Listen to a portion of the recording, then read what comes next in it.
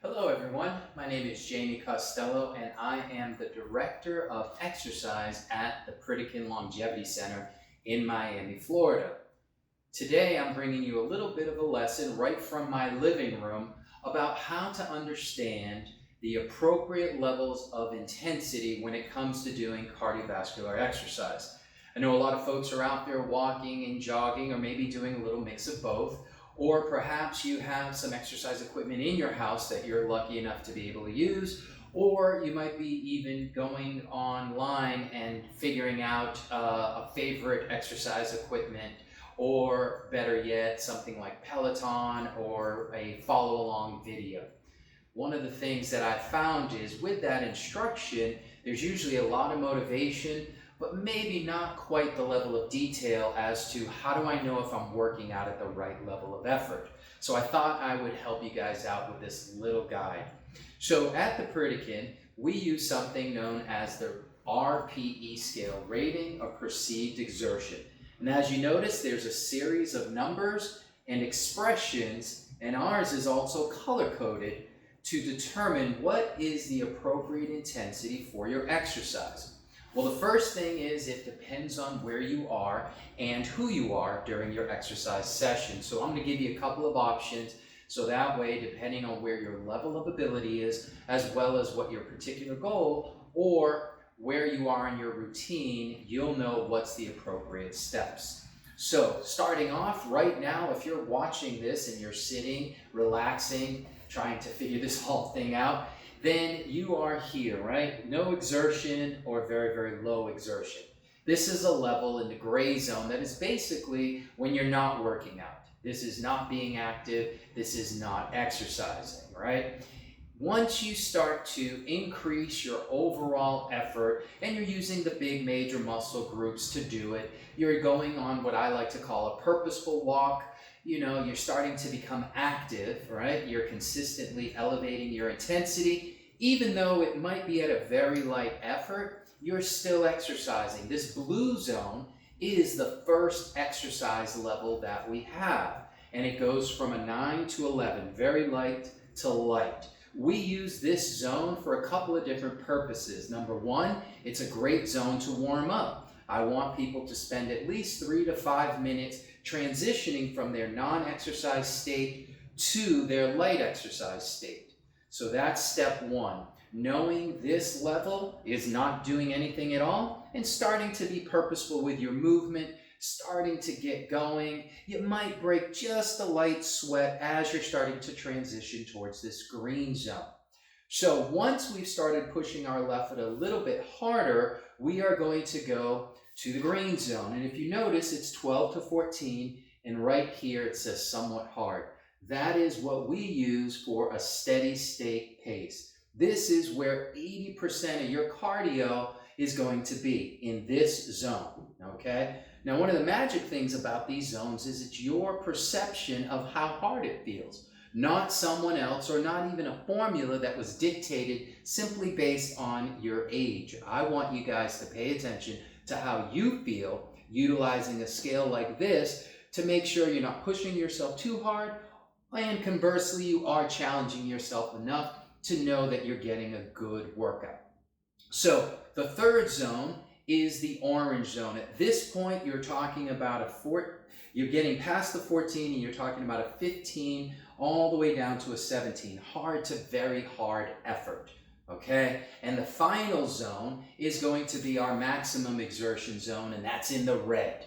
Sometimes this looks like a blood red color, and that's good because there's very limited application, but there is some for a very select few people. But for mostly everybody, working all out is not necessary, it's not even effective, and it can lead to some trouble. But I'm going to tell you how to use each one of these zones. So as we mentioned with the blue zone, we're going to start here, warm up. We're going to transition to the green zone.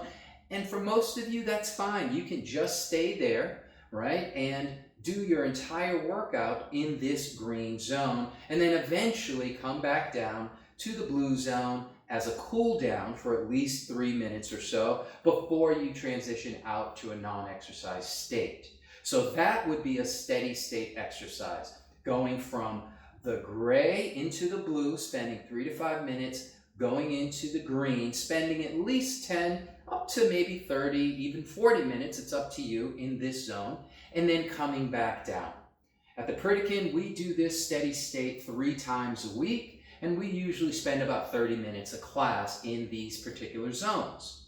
Now, how do you know you're in the green zone? Because I understand that somewhat hard seems like kind of an arbitrary almost expression. A lot of people have told me in person that they're not quite sure if they're at this somewhat hard pace. So I'm going to give you a little bit of an extra guideline to make sure that you know what this feels like.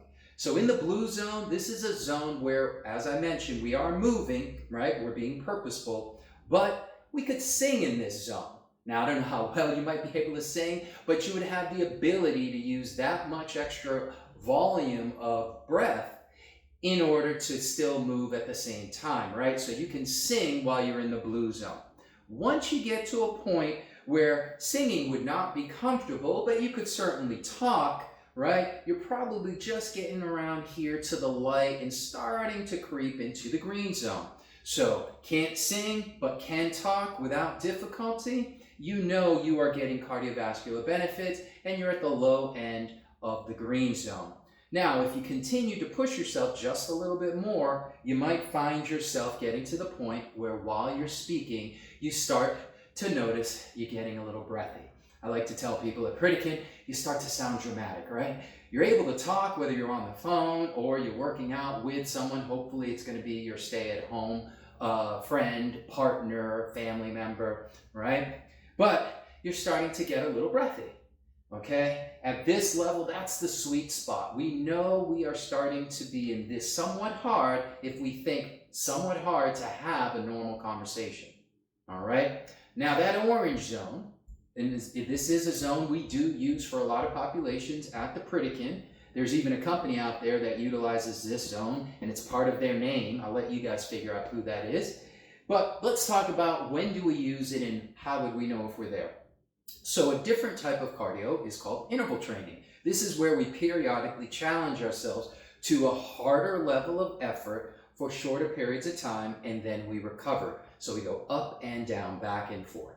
Now with an interval style workout, we would still want to warm up exactly the same. And in fact, we might need a little bit longer time to warm up because I'd even want you to spend a little bit of time in the green zone, right? Just like you would in a steady state day. Then we would say it's time to do our first interval. Our first interval could be anywhere from 30 seconds up to maybe even 3 minutes. This would be dictated by your level of ability as well as the goal of your intervals. Sometimes we use intervals for sport-specific reasons, and then that might dictate the intensity and duration. But if it's just to maximize your caloric burn, which I know most of you guys are probably interested in, or it's just to make sure we have a nice, strong, healthy heart and we want to be efficient in our workout, then we know that we can usually average probably at least about a minute, maybe up to 2 minutes. That's a nice zone to shoot for. Now, you'll know you're here once you've gone past this somewhat hard level, when you get to the point where it's hard to maintain a normal conversation. In fact, it's very hard. When you're at this level, you are starting to approach something called your anaerobic state, which means you're working out so hard that oxygen isn't even able to be effectively utilized as part of your cycle of utilizing energy, right? And you're just simply using glycogen as that effort level increases. So we want to practice our speaking. If we are barely able to get out 3 or 4 words without taking a big gulp of air, or we get to the point where we don't even want to talk, we're pretty much at the red zone, okay? That means we don't want to go lower. Think of this as the red line in your car. This is your RPM rev limit, right here. So challenge yourself, but don't go all out. Don't push yourself to this zone. If your goal is health and an introduction to fitness, no need to be here, okay? So remember, you're going to push yourself to this level of effort, and you're going to increase that intensity for about a minute, maybe up to 2 minutes, and then you have to recover. You want to come back down, not just to the green, but all the way to that blue zone, back down to your warm-up pace. Catch your breath. Make sure you are fully recovered where it is now easy to exercise, and then you can push yourself back up for your second interval. Now, how long does the recovery take? For most people, you could start at, let's say, twice the amount of time you spent peaking to recover. That's what we would introduce you to at Pritikin if you were a beginner. But if you're a little bit more advanced, you could push yourself to about a 50-50 ratio. In other words, however long you spent touching to here, you want to give yourself to go back down. Maybe a 1-to-1 minute ratio, right? So 1 minute challenging yourself, 1 minute recovering. Utilizing that talk test to make sure you know if you're being honest with yourself in terms of how hard are you pushing yourself. Now, there is a final red zone here. I do want to address it, even though I'm not going to recommend it to my audience today. This zone is only necessary for people who are achieving or practicing a specific goal with athletics. So think of it this way. Health starts here. Fitness is here. Athletic performance is here. We do not need to go into the red zone unless we have a specific exercise, athletic level activity that we're trying to do, like sprinting. There's no need to sprint unless you have a sport that requires you to sprint. Then you better practice it and not just wait for game day or race day. So while we do utilize the red zone for limited applications, it is available to some people for very short periods of time. It is not what we recommend you go to. Even if you haven't been working out and you're trying to maximize your results, I don't want you spending time in the red zone. I want you to visit the orange, but not live there, and stay mainly in the green. And by the way, at the end of the workouts, we always want to make sure, whether they're steady state or intervals, that we spend a few minutes in the blue zone before we are done, and hopefully we finish with some great stretching activities once we've gotten out of this blue zone back to an easy pace. So if you do that and you alternate those style workouts, steady state and intervals, what I would recommend while you're home right now is maybe do 3 to 4 of your steady state style and at least maybe 2, sometimes up to 3 of those interval styles where you alternate back and forth.